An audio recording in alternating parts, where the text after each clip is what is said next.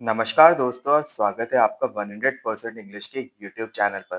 दोस्तों आज हम एक ऐसे मास्टरपीस के बारे में बात करने वाले हैं जो पहली नज़र में एक सिंपल बच्चों की कहानी लगती है, लेकिन अपने अंदर बहुत गहरे और डार्क थीम्स को छिपाए हुए है। आज का हमारा टेक्स्ट है 19th सेंचुरी की बहुत ही फेमस पोयम गॉबलिन मार्केट, जिसे लिखा था क्रिस्टियाना रोसेटी ने। लेकिन किसी भी टेक्स्ट को सही से समझने के लिए हमें उसके राइटर और उस वक्त की सोसाइटी के माहौल यानी कंटेक्स्ट को समझना बहुत जरूरी होता है। तो चलिए सबसे पहले हम क्रिस्टियाना रोसेटी की लाइफ और विक्टोरियन बैकग्राउंड के बारे में डिटेल में समझते हैं।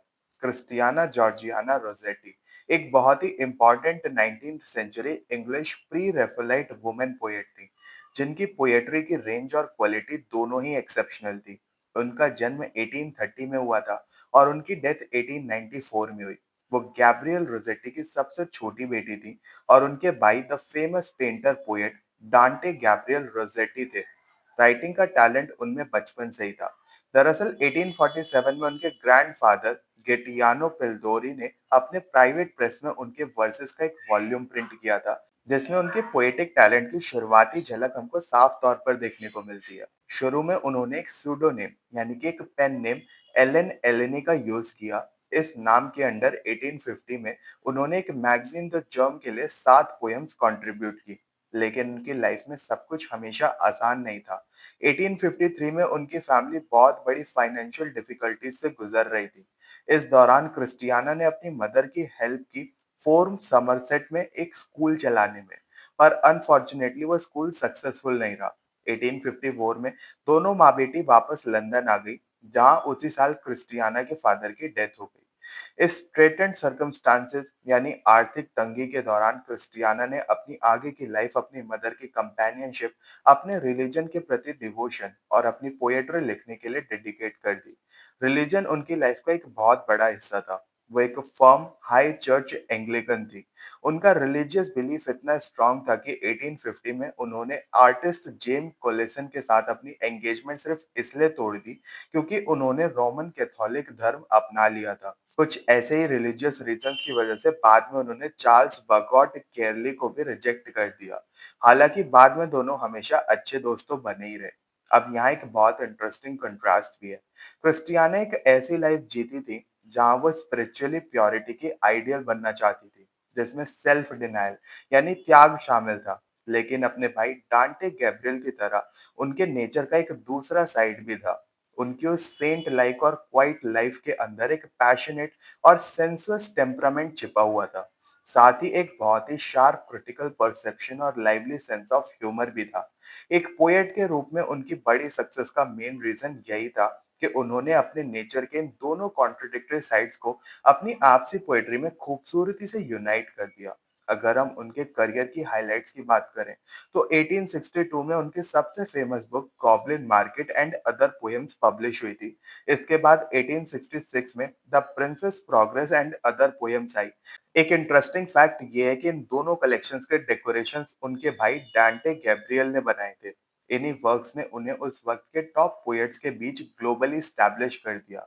उनकी सक्सेस इतनी बड़ी थी कि उन्हें उस वक्त के सबसे महान कवि लॉर्ड एल्फ्रेड टेनिसन के बाद पोएट लॉरेट बनने का पोटेंशियल सक्सेसर भी माना जाता था। पर हेल्थ इश्यूज की वजह से उनको काफी परेशानियां आती थी।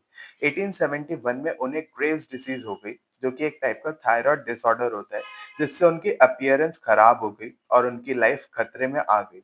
फिर भी उनका करेज और रिलीजियस फेथ उनका सहारा बना रहा और वो अपने डिवोशनल प्रोज और पोएट्री लिखती रही। 1885 में उनका एक reading diary of mixed verse and prose time flies publish हुआ, जो उनका सबसे पर्सनल वर्क माना जाता है।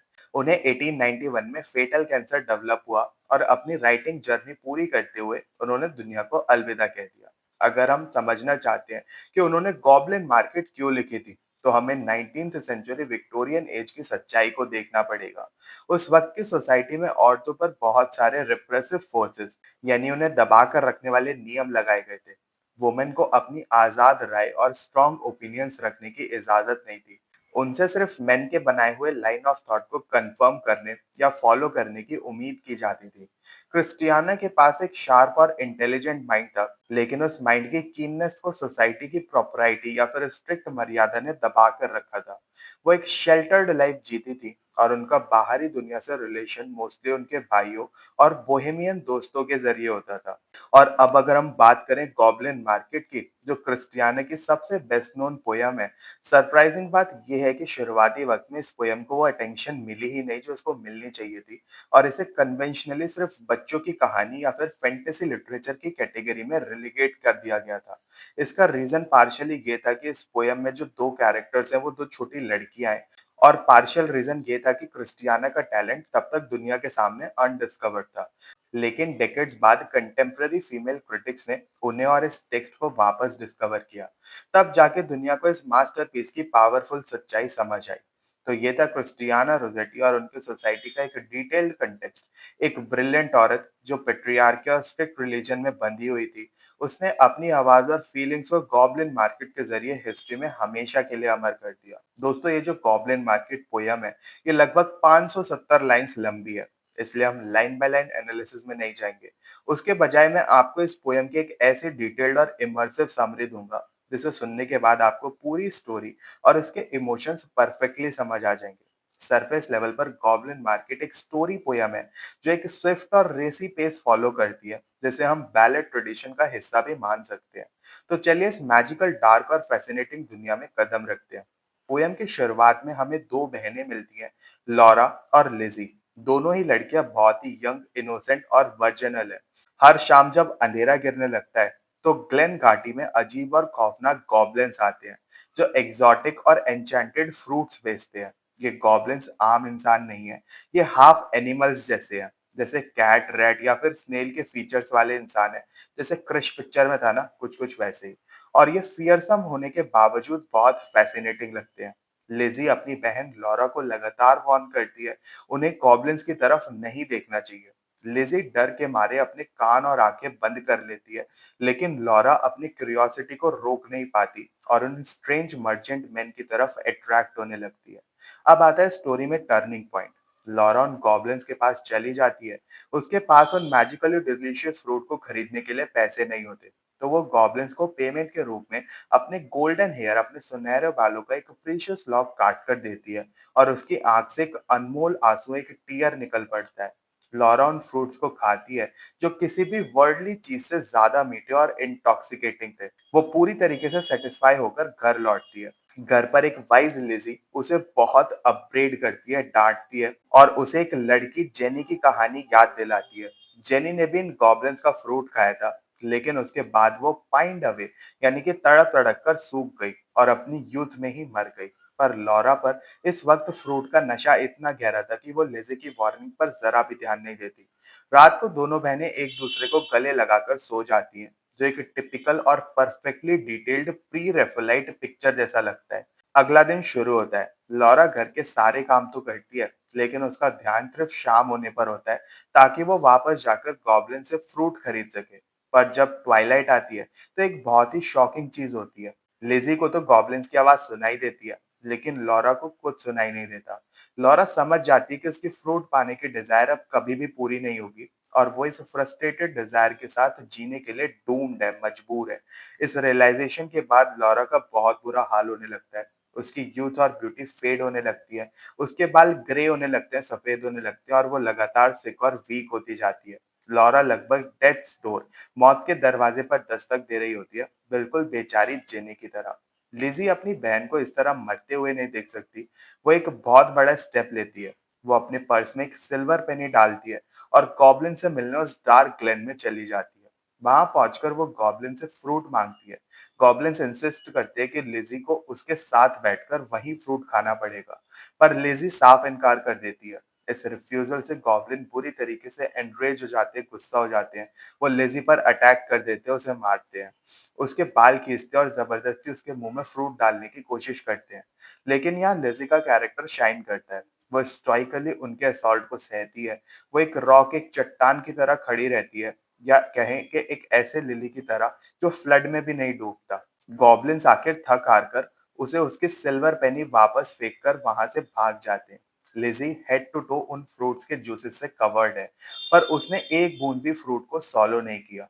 ड्रेंच्ड स्टेट यानी भीगी हुई हालत में, मतलब उसके ऊपर फ्रूट के जूसेस लगे हैं, उसमें लिज़ी भागते हुए घर आती है और लॉरा से कहती है कि वो उसके फेस और बॉडी से जूसेस को लिक कर ले, उन जूसेस को चाट ले। बीमार लॉरा बिल्कुल वैसा ही करती है, लेकिन इस बार फ्रूट का स्वाद मीठा नहीं, बल्कि वर्मवुड, एक कड़वे पौधे की तरह लगता है। लॉरा को फीवर आता है, जो उसके लिए फायरी एंटीडोट की तरह काम करता है। वो बेहोश होकर गिर जाती है, लेकिन अगले दिन जब सुबह की किरण होती है, तो लॉरा बिल्कुल ठीक होकर उठती है। उसकी इनोसेंस, हेल्थ और उसके सुनहरे बाल सब वापस आ चुके होते हैं। लिज़ी की सैक्रिफाइस ने उसको बचा लिया। पोयम का एंड फ्यूचर में शिफ्ट होता है। सालों बीत गए हैं और अब लॉरा और लिज़ी दोनों ग्रोन अप वुमेन्स हैं। दोनों वाइफ्स हैं, उनके अपने बच्चे हैं और वो अपनी डोमेस्टिक लाइफ में फुल्ली कनेक्टेड हैं। दोनों अपनी बेटियों को पास बिठाती है और उन्हें विकेट गॉब्लिन्स के डेंजर के बारे में वार्न करती है। और पोयम एक बहुत ही लवली और पावरफुल मैसेज के साथ एंड हो जाती है। वो अपनी बेटियों को हमेशा एक दूसरे के साथ देने की एडवाइस देती है, ये कहते हुए कि इस दुनिया में एक बहन से बड़ा कोई और दोस्त नहीं होता, for there is no friend like a sister. और यहाँ पर क्रिस्टियानो रोसेटी के इस एपिक स्टोरी का नैरेटिव कंप्लीट होता है। तो दोस्तों, कहानी तो हमने सुन ली, लेकिन जैसा मैंने शुरू में कहा था, ये सिर्फ बच्चों की एक सिंपल सी फेरी टेल नहीं है। अब हम इस पोयम के सरफेस से थोड़ा डीपली नीचे जाएंगे। चलिए अब डिस्कस करते हैं उन हिडन थीम्स और डीपर एनालिसिस को, जिन्होंने गॉब्लिन मार्केट को एक लिटरेरी मास्टरपीस बना दिया। सबसे पहले बात करते हैं उस जमाने की सोसाइटी की। 19th सेंचुरी विक्टोरियन आइडियोलॉजी के हिसाब से औरतों को उनके घरों में एंजल्स इन देयर हाउस के रूप में देखा जाता था। जब तक लॉरा अपनी बहन के साथ डोमेस्टिसिटी, घर की चार दीवारी के कन्फाइननेस में रहती है, वो इनोसेंट और खुश रहती है। बाहर की दुनिया, खास तौर पर फीमेल डिजायर से जुड़े टेम्पटेशंस उसके लिए तबाही लाते हैं। जब लॉरा गॉब्लिन से फ्रूट लेकर खाती है, तो वो एक बड़ा सोशल ताबू तोड़ देती है। पोयम में फ्रूट खाने का सीधा पैरेलल लॉस ऑफ चेस्टिटी यानी अपवित्र हो जाने से जुड़ा हुआ है। विक्टोरियन सोसाइटी के हिसाब से जो औरत रूल तोड़ती है, उसे सफर करना पड़ता है, और बिल्कुल वैसा ही लॉरा के साथ भी होता है। वहीं दूसरी तरफ लेजी सोसाइटी के मॉरल वॉइस का काम करती है, जो बार बार सोशली करेक्ट मैसेज को रिपीट करती है और उस रिप्रेसिव मॉरल कोड को फॉलो करती रहती है। अब आते एक बहुत ही पावरफुल पर्सपेक्टिव पर, फेमिनिज्म। कुछ क्रिटिक्स का मानना है कि ये पोयम असल में क्रिस्टियाना रोसेटी के सेक्सुअलिटी और मर्दों को लेकर अंडरलाइनिंग फियर को एक्सप्रेस करती है। ध्यान दीजिए कि इस पूरे नैरेटिव में एक भी नॉर्मल मेन नहीं है। ये डिस्टॉर्टेड और एविल गॉब्लिन्स ही असल में मर्दों का रिप्रेजेंटेशन है। हमें इस पोयम को जॉन कीट्स की फेमस पोयम ला बेली दामे सांस मर्सी के साथ जरूर कंपेयर करना चाहिए। जॉन कीट्स ने अपनी पोयम में एक फेमिनिन फैटल, यानी एक डेडली और खतरनाक औरत का जिक्र किया था, जो एक नाइट को सिड्यूस करके तबाह कर देती है। पर क्रिस्टियाना रोसेटी ने यहाँ पर लेस होमिस फेटलिस यानी डेंजरस मैन का कॉन्सेप्ट दिखाया है। ये गॉब्लिन्स औरतों को सिड्यूस करते हैं और अपना मकसद पूरा होने के बाद उन्हें छोड़ देते हैं। ये दिखाता है कि पेट्रियार्कल सोसाइटी में एक औरत जब तक वर्जिनल है, तब तक अट्रैक्टिव है, और एक बार फॉलन हो जाए तो उसकी वैल्यू वहीं पर खत्म हो जाती है। और इस पोयम का फेमिनिस्ट एंगल तब और ज्यादा स्ट्रांग हो जाता है जब हम इसके एंड को देखते हैं। जब लॉरा और रिजी बड़ी हो जाती है, तब भी उनके हस्बैंड या सन का कोई जिक्र नहीं आता इस पोयम के अंदर। सिर्फ उनकी बेटियां, उनकी डॉटर्स उनके पास होती है। सिस्टरहुड और औरतों की स्ट्रांग बॉन्डिंग ही इस पोयम के सेंट्रल पावर है, जिससे ये एक अनमिस्टेकेबली फेमिनिस्ट पोयम बन जाती है। एक और बहुत ही इंटरेस्टिंग एनालिसिस ये है कि ये दोनों बहनें, लॉरा और लिजी, असल में किसी और की नहीं, बल्कि खुद पोएट क्रिस्टियाना रोसेटी के दो अलग अलग साइड्स को रिप्रेजेंट करती हैं। एक तरफ लिजी है, जो कि स्टर्न, सेल्फ डिनाइंग और एस्थेटिक है। ये वो साइड है जो सोसाइटी के रिप्रेसिव नॉर्म्स को मानती है। दूसरी तरफ है लॉरा, जो सेंसस, हेडनिस्टिक और सेल्फ इंडल्जेंट रेबल है। ये पोएट के अंदर की आवाज है। जब लिजी गॉब्लिन से फाइट करके वापस आती है और लॉरा उसके बॉडी से जूसेस खाती है, तो सिंबॉलिकली लॉरा उस मॉरल कोड को इंजेस्ट कर रही है, अपना रही है। सोसाइटी के नॉर्म्स को वापस एक्सेप्ट करने के बाद ही वो आगे चलकर अपनी लाइफ में फिर से हैप्पी हो पाती है। इसके अलावा उस दौर के प्री रेफेलाइट पेंटर्स, जैसे पोएट के भाई डांटे रोसेटी और उनके फॉलोअर्स, औरतों को हमेशा वीक और वल्नरेबल दिखाते थे। लॉरा शुरू में उन्हीं स्टीरियोटिपिकल वीक औरतों जैसी लगती है, लेकिन क्रिस्टियाना का माइंड बहुत ही शार्प था। उन्होंने लिजी के कैरेक्टर को एक रॉक, एक चट्टान की तरह स्ट्रांग बनाया, जो एक पॉजिटिव और नर्चरिंग रोल प्ले करती है, और उन गॉब्लिन के अटैक को अकेले झेल जाती है। इस वजह से ये पोयम एक बहुत ही स्ट्रॉन्ग वुमेन सेंटर्ड मास्टरपीस बन जाती है। तो दोस्तों, कंक्लूजन में हम ये कह सकते हैं कि क्रिस्टियाना रोज़ेटी ने फीमेल सेक्सुअलिटी और मेल डोमिनेंस जैसे बोल्ड और कंट्रोवर्शियल थीम्स को उठाया ज़रूर, पर उन्होंने एक्सप्लिसिटली कन्वेंशंस को फॉल्ट नहीं किया, उनको तोड़ा नहीं। उन्होंने एलिगरी यानी कि प्रतीकों और छुपे हुए मीनिंग्स का इतना खूबसूरत और सक्सेसफुल इस्तेमाल किया कि विक्टोरियन ताबूज पर बेस्ड ये पोयम इतने सालों तक बच्चों का लिटरेचर, चिल्ड्रंस लिटरेचर समझी जाती रही। ये पोयम हमें बताती है कि लिटरेचर कभी भी सिर्फ वो नहीं होता जो सरफेस पर दिखता है। उसके अंदर पूरे के पूरे सोसाइटी के डर, रूल्स और उन्हें तोड़ने की आजादी छिपी हुई होती है। अगर आपको आज का डिटेल्ड ब्रेकडाउन और स्टोरी एनालिसिस पसंद आया हो, तो इस वीडियो को लाइक और शेयर जरूर करें। और अगर आपके इस टेक्स्ट को लेकर कोई भी डाउट्स है या आपको हर एक लाइन की एक्सप्लेनेशन चाहिए, तो कमेंट सेक्शन में मेरे को ज़रूर बताएँ। 100% इंग्लिश चैनल को सब्सक्राइब कर लें और ऐसे इंसाइटफुल और डिटेल्ड वीडियोज़ के लिए मिलते हैं फिर अपने नेक्स्ट वीडियो में। तब तक के लिए happy studying and best of luck for your upcoming examinations.